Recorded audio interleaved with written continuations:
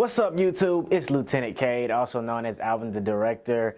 I know it's been a while since I posted some videos. We've been so busy with training, and I feel like I always say that in all of my videos, especially over the past couple months, but we actually have been really busy with training.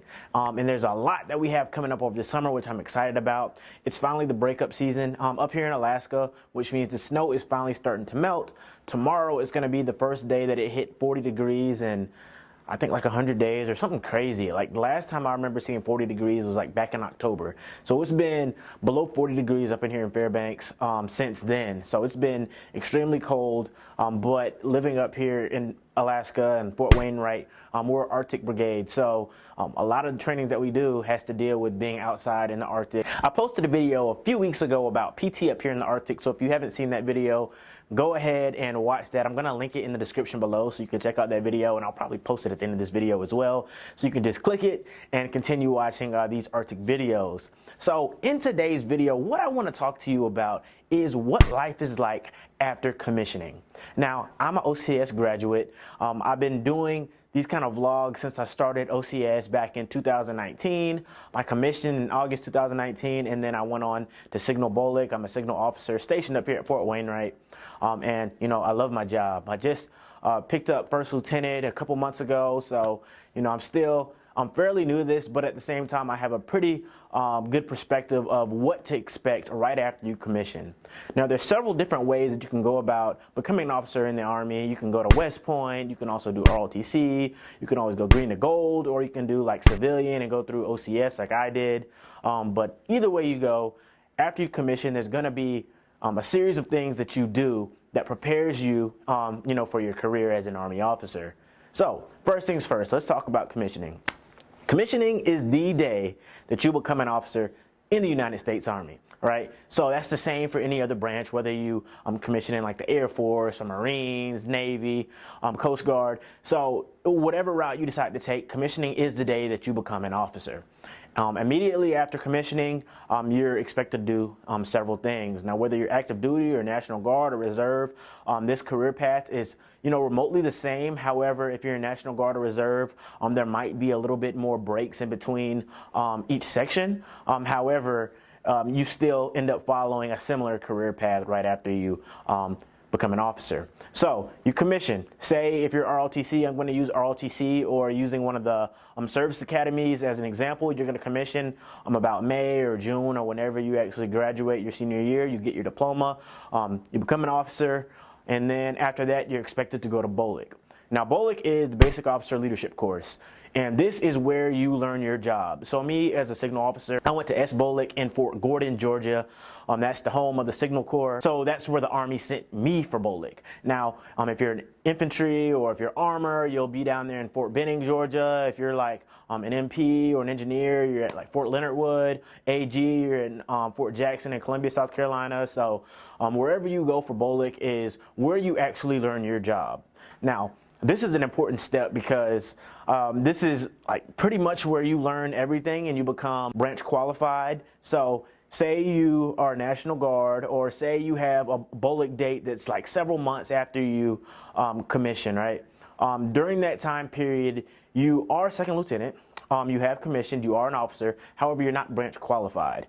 So if you're, say, a holdover waiting for your Bolk date to start because you're active duty, you might just be doing random tasks. They might throw you into some kind of shop or XO role temporarily, but you're not branch qualified. So you're not going to be doing a whole lot of your job until after you actually go to Bolk.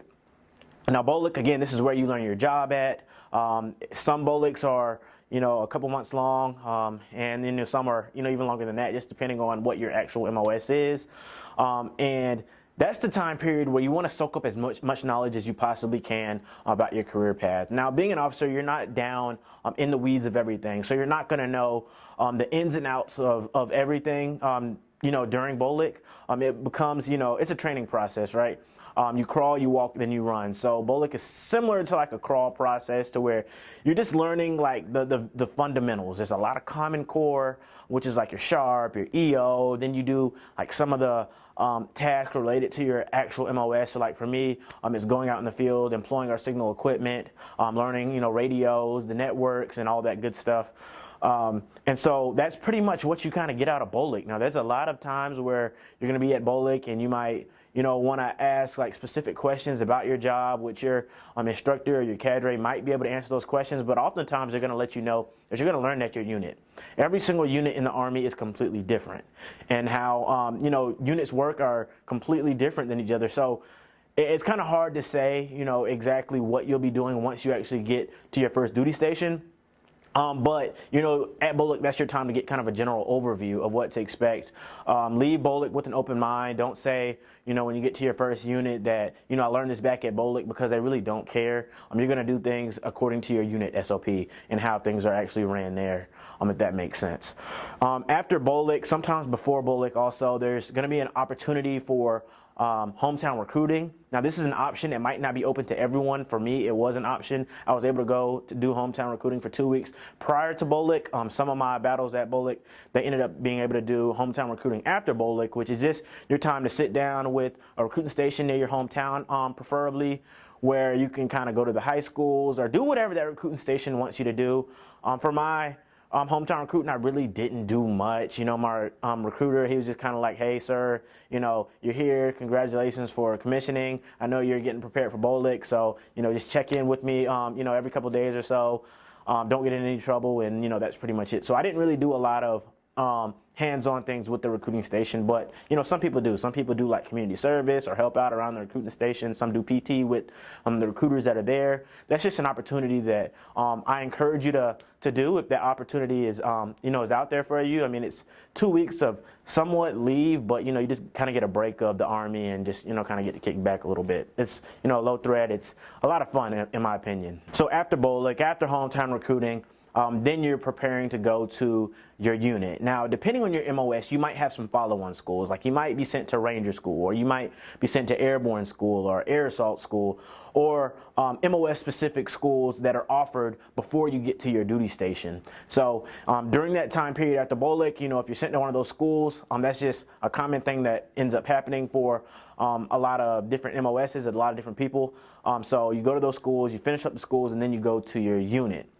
You arrive at your unit, and you're typically going to get thrown in some kind of staff shop. So expect to be on staff when you first get to your unit. Some people, like myself, were able to become a platoon leader fairly early on. However, it doesn't really matter. It just depends on how many LTs are in your unit and how many still need their PL time and whatnot. So you kind of got to wait for the stars to align, but you'll get your shot eventually when you're a lieutenant. So you're at your first duty station, and that's your time to really learn the basics. Get to learn your unit, do some history of how the unit actually operates. So being up here in Fort Wainwright, Alaska, we're Arctic Brigade, so it's just me learning the basics of Arctic operations and why we're actually here. I know before I even showed up to Alaska, one of the thoughts that came through my head was, why would they put a unit way up here in Fairbanks, Alaska, where it gets -40, -50 degrees? It just doesn't make any sense to me. But after getting a general understanding of why we're actually here, I understand the strategic importance of being up here. So when you first get to your unit, start to learn a little bit of your unit and understand why you're actually there, and it'll kind of help you out in the long run. So that's pretty much it for the career paths from after commissioning and what to expect when you arrive to your first duty station. It might seem kind of broad, with me kind of explaining those steps, and there's also different options and routes that you can take, but I don't really want to steer you in the wrong direction just based on your specific MOS. However, that's pretty much the gist of it. So if you like this video, give it a thumbs up, and also be sure to subscribe to the channel, because it helps me push out this content to more people and reach a wider audience, so I can continue to make great content for you all. I'm Alvin the Director, and I'm out.